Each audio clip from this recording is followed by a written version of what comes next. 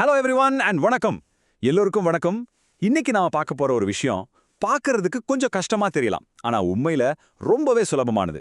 பல்லுறுப்பு கோவைகள், அதாவது பாலினாமியல்ஸ். வாங்க இத பத்தி ரொம்ப சிம்பிளா புரிஞ்சுக்கலாம். சரி, வாங்க ஆரம்பிக்கலாம். இப்போ ஸ்கிரீன்ல தெரியற இத பாருங்க. 5x³ கூட்டல் 3x² கழித்தல் x கூட்டல் 7. பார்க்கவே ஏதோ ஒரு சீக்ரெட் கோட் மாதிரி இருக்குல்ல. ஆனா கவலையப்படாதீங்க, இந்த விளக்கத்தோட கடைசியில இது உங்களுக்கு ரொம்பவே பரிச்சயமான ஒண்ணா மாறிடும். நீங்க நினைக்கிறத விட இது ரொம்ப ரொம்ப சிம்பிள். அப்போ ஒரு பல்லுறுப்பு கோவை, அதாவது பாலினாமியல்னா என்ன? ரொம்ப சுருக்கமா சொல்லணும்னா இது ஒரு கணக்கு கோவை. இதுல மாறிகள், அதாவது வேரியபிள்ஸ், கெழுக்கள், அதாவது கோஎஃபிஷியன்ட்ஸ், அப்புறம் அடுக்குகள், அதாவது எக்ஸ்போனன்ட்ஸ்னு சில விஷயங்கள் இருக்கும். இது எல்லாத்தையும் கூட்டல் இல்லனா கழித்தல் குறிய வச்சு ஒன்னா சேர்த்திருப்போம். அவ்வளவுதாங்க விஷயம். இதை இன்னும் நல்லா புரிஞ்சுக்க வாங்க இத பீஸா பிரிச்சு மேயலாம். ஒரு பாலினாமியலோட உடற்கூறியல் எப்படி இருக்குன்னு இப்ப பார்க்கலாம். முதல்ல உறுப்புகள், அதாவது டெர்ம்ஸ். இந்த கூட்டல் கழித்தல் குறியால பிரிக்கப்படுற ஒவ்வொரு தனித்தனி துண்டு இருக்கு இல்லையா, அதுக்கு பேரு தான் உறுப்பு. இந்த உதாரணத்துல பாருங்க, 5x², 3x, அப்புறம் 2. இது மூணுமே 3 தனித்தனி உறுப்புகள். சிம்பிள் இல்லையா? இப்போ அந்த எக்ஸ்னு ஒரு எழுத்து வருதே, அது என்ன? அதுக்கு பேரு தான் மாறி, அதாவது வேரியபிள். அது ஒண்ணும் இல்ல, நமக்கு இன்னும் தெரியாத ஒரு நம்பருக்கான ஒரு குறியீடு, அவ்வளவுதான். பொதுவா எக்ஸ் தான் யூஸ் பண்ணுவாங்க. ஓகே, அந்த மாறிக்கு முன்னாடி ஒரு நம்பர் ஒட்டிக்கிட்டு வருதே, அதுதான் கெழு, அதாவது கோஎஃபிஷியன்ட். சிம்பிளா சொன்னா அந்த வேரியபிளோட ஜோடி மாதிரி. இங்க 5x²ல கெழு 5, 3xல கெழு 3. சரி, தனியா எந்த மாறியும் இல்லாம ஒரு நம்பர் நிக்குதே, அந்த 2 மாறி, அதுக்கு என்ன பேரு? அதுதான் மாறிலி, அதாவது கான்ஸ்டன்ட். அதுக்கு எந்த ஜோடியும் கிடையாது. அப்புறம் அந்த மாறிக்கு மேல குட்டியா ஒரு நம்பர் இருக்கு பாருங்க, அதுதான் அடுக்கு, அதாவது எக்ஸ்போனன்ட். சூப்பர்! இப்போ உங்களுக்கு ஒரு பாலினாமியலோட எல்லா பாகங்களும் தெரிஞ்சிடுச்சு. ஆனா ஒரு கோவையை நாம பாலினாமியல்னு சொல்லணும்னா அதுக்கு ஒரு முக்கியமான விதி இருக்கு. அந்த ஒரு பெரிய விதி என்னன்னு பார்க்கலாமா? அந்த விதி இதுதான். ஒரு பாலினோமியலோட அடுக்கு, அதாவது பவர், ஒரு நெகட்டிவ் நம்பராகவோ இல்லனா ஒரு பின்னமாகவோ, அதாவது ஃப்ராக்ஷனாகவோ இருக்கவே கூடாது. அது எப்போதுமே ஒரு முழு பாசிட்டிவ் எண்ணா மட்டும்தான் இருக்கணும். இது ரொம்ப ரொம்ப முக்கியமான ரூல். இங்க பாருங்க, இதுல ரொம்ப தெளிவா புரியும்.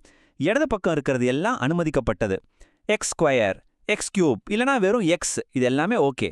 ஆனா வலது பக்கம் பாருங்க, x⁻⁻2 மாதிரி நெகட்டிவ் அடுக்குகள் இல்லனா x⁻1/2 மாதிரி ஃப்ராக்ஷன் அடுக்குகள், இதெல்லாம் கட்டாயமா வரக்கூடாது. சரி, ஒரு குட்டி டெஸ்ட் வச்சிரலாமோ? 3x⁻⁻2 இது ஒரு பல்லுறுப்புக்கோவையா? என்ன நினைக்கிறீங்க? இல்ல, இது பல்லுறுப்புக்கோவை கிடையாது. ஏன்னா அதோட அடுக்கு, அதாவது எக்ஸ்போனன்ட் -2ன்னு நெகட்டிவா இருக்கு. நம்மளோட முக்கியமான விதியை இது மீறுது. ஓகே, அடுத்தது √x. இத பத்தி என்ன நினைக்கிறீங்க? இது ஒரு பாலினோமியலா? இது கொஞ்சம் ட்ரிக்கியான கேள்விதான். ஆனா √x-அ நாம x-இன் அடுக்கு 1/2ன்னு எழுதலாம். அப்போ என்னாச்சு? இங்க ஃப்ராக்ஷன் வந்துருச்சு. அதனால இதுவும் ஒரு பல்லுறுப்புக்கோவை கிடையாது. கடைசி ஒண்ணு, சத்தியமா இதுதான் கடைசி. 1/x எப்படி பாலினாமியலா இல்லையா? கொஞ்சம் யோசிங்க. 1/x'ை நாம x-இன் அடுக்கு -1ன்னு எழுதலாம் இல்லையா? மறுபடியும் அதே நெகட்டிவ் அடுக்கு பிரச்சனை தான். அப்போ இதுவும் லிஸ்ட்ல இருந்து அவுட். அருமை! இப்போ ஒரு பல்லுறுப்புக்கோவையை எப்படி அடையாளம் கண்டுபிடிக்கிறதுன்னு உங்களுக்கு தெரிஞ்சிருச்சு. அடுத்ததா அதுங்களுக்கு எப்படி பேர் வைக்கிறது, எப்படி அழகா வரிசைப்படுத்துறதுன்னு கத்துக்கலாம் வாங்க. இந்த அட்டவணையை பாருங்க. பல்லுறுப்புக்கோவையில எத்தனை உறுப்புகள் இருக்குன்றத வச்சு நாம அதுக்கு பேர் வைக்கலாம். ஒரே ஒரு உறுப்பு மட்டும் இருந்தா அதுக்கு பேரு மோனோமியல், அதாவது ஓருறுப்புக்கோவை. 2 உறுப்புகள் இருந்தா அது பைனோமியல், ஈருறுப்புக்கோவை. 3 உறுப்புகள் இருந்தா அது ட்ரினோமியல், மூவுறுப்புக்கோவை. அவ்வளவுதாங்க விஷயம். இன்னொரு மாதிரியும் நாம பல்லுறுப்புக்கோவைகளுக்கு பேர் வைக்கலாம். அதுதான் அதோட டிகிரி அல்லது படி வச்சு. டிகிரினா வேற ஒண்ணும் இல்ல, அதுல இருக்கிற மிக உயர்ந்த அடுக்கு எதுவோ அதுதான். ஹையஸ்ட் பவர் 1ஆ இருந்தா அது லீனியர், 2ஆ இருந்தா குவாட்ராட்டிக், 3ஆ இருந்தா கியூபிக். இந்த ஸ்லைட்ல ஒவ்வொரு வகைக்கும் உதாரணங்கள் இருக்கு பாருங்க. கணக்குல எல்லாமே ஒரு ஆர்டரா இருந்தா பார்க்க நீட்டா இருக்கும் இல்லையா? அதுக்காகத்தான் இந்த திட்ட வடிவம் அல்லது ஸ்டாண்டர்ட் ஃபார்ம்னு ஒன்னு இருக்கு. இது பல்லுறுப்புக்கோவையை ஒரு ஒழுங்கான வரிசையில எழுதுறத பத்தினது. திட்ட வடிவம்னா என்னன்னா, உறுப்புகளை அதோட அடுக்குகள் படி, அதாவது ஹையஸ்ட் பவர்ல இருந்து லோயஸ்ட் பவர் வரைக்கும் இறங்கு வரிசையில எழுதுறது தான். இப்படி செய்யறப்போ அதை படிக்கிறதுக்கும் கணக்குகள் போடுறதுக்கும் ரொம்பவே சுலபமா இருக்கும். சரி, இப்போ நம்ம கிட்ட இப்படி கலைஞ்சு போன ஒரு பல்லுறுப்புக்கோவை இருக்குன்னு வச்சுக்கலாம். இதை எப்படி சரி செய்யறது? முதல் ஸ்டெப், இதுல எது ஹையஸ்ட் பவர் இருக்கிற உறுப்பு? 5x³ அத முதல்ல எழுதுங்க. ரெண்டாவது ஸ்டெப், அதுக்கடுத்த ஹையஸ்ட் பவர் 3x², அத ரெண்டாவதா எழுதுங்க. இதே மாதிரி தொடர்ந்து பண்ணா உங்களுக்கு 5x³ + 3x² - x + 7ங்கிற அழகான வரிசைப்படுத்தப்பட்ட பல்லுறுப்புக்கோவை கிடைச்சிரும். இப்படி ஸ்டாண்டர்ட் ஃபார்ம்ல எழுதுனதுக்கு அப்புறம் அந்த முதல் உறுப்புக்கு ஒரு ஸ்பெஷல் பேர் இருக்கு. அதுதான் முதன்மை உறுப்பு அல்லது லீடிங் டேர்ம். அதோட கெழு இருக்கு இல்லையா? இந்த உதாரணத்துல 5. அது முதன்மை கெழு அல்லது லீடிங் கோஎஃபிஷியன்ட்னு சொல்வாங்க. அவ்வளவுதான்.